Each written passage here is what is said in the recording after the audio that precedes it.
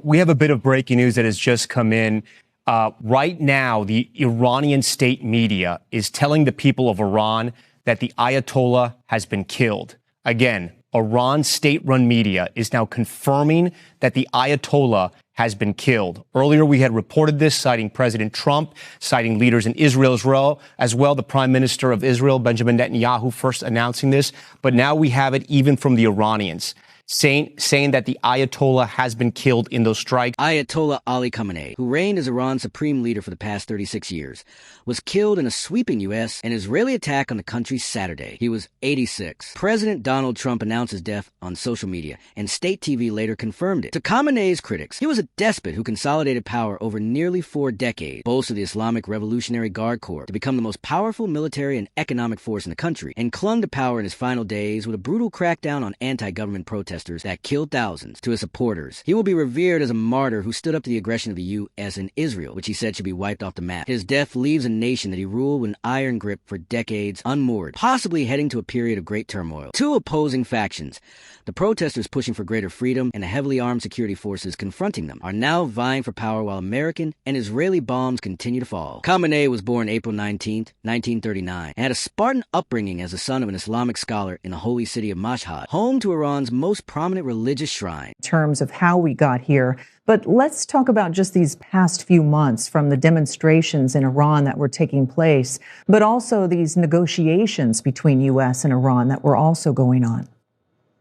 They have been ongoing, these negotiations, but if you remember, President Trump at first threatened to go after Iran. We had a hard life. Sometimes for supper we had nothing but bread with some raisins. He followed in his father's footsteps, beginning his clerical studies as a child before attending the Shiite seminary in Najaf in neighboring Iraq at age 18. He returned to Iran 1 year later under pressure from his father to study in Qom, the Iranian seat of Shiite scholarship, and arrival to Najaf. It was in Qom that Khamenei met Ayatollah Ruhollah Khomeini and got swept up in anti-monarchy fervor against Shah Mohammad Reza Pahlavi, which led to multiple arrests in the 1960s and the 1970s. According to his official biography, he was tortured in detention at the hands of the Savak, the notorious secret police. Khamenei's relationship with Khomeini grew even closer after the ouster of the Shah, or King, in 1979, and he was present from 1981 to 1989 at the height of the war with neighboring Iraq, when tens of thousands of Iranians were killed. His rise among the revolutionary clergy had also been noticed by groups opposed to the Islamic Republic, who tried to assassinate him in 1981. A bomb placed in a tape recorder exploded as he was speaking at a mosque, paralyzing his right arm for the rest of his life. After the 1989 death of Khomeini, who was the first supreme leader of the Islamic Republic.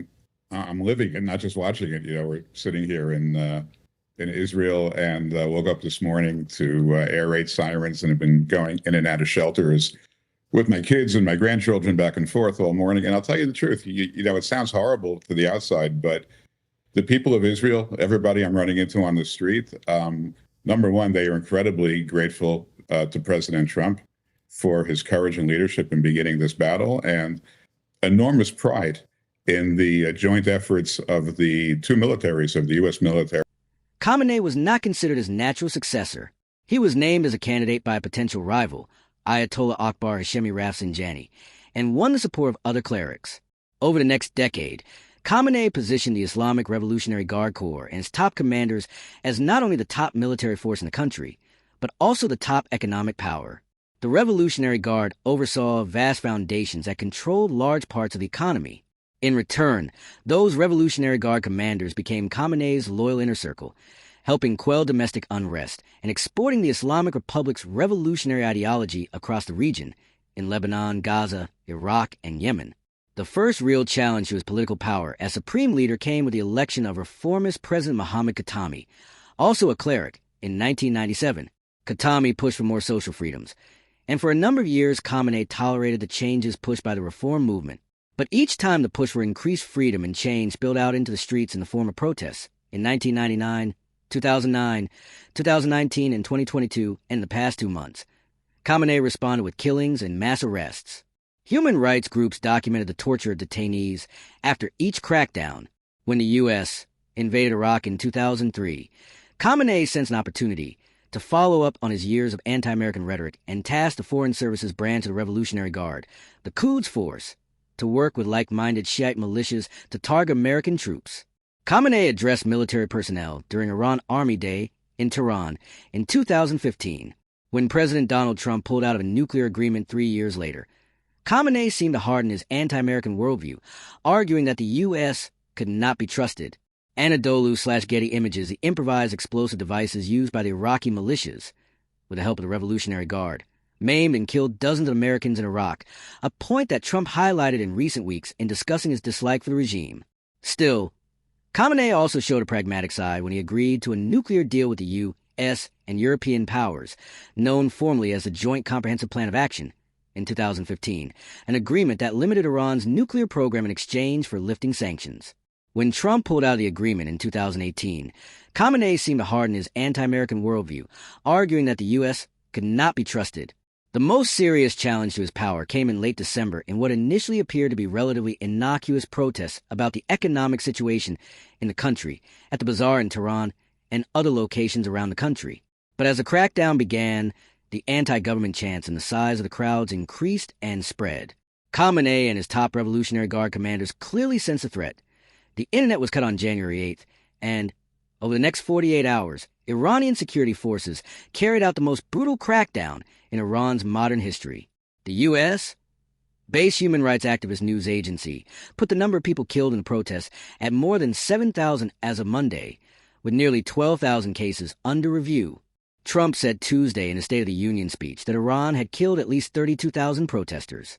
It remains to be seen whether the architects of that crackdown, the Revolutionary Guard, will be able to cling to power. Still with us right now. So, Gabe, this reporting confirming what the president had said earlier, and again, we can't stress enough sort of the magnitude of this moment right now. He had been there since 1989. This may change the game completely for Iran, change the region. And from what we've seen now, this strike and this killing of the Ayatollah has now started a regional war. Where it ends, we don't know. How much further it goes from tonight and into the morning over there, we don't know. But still a monumental moment.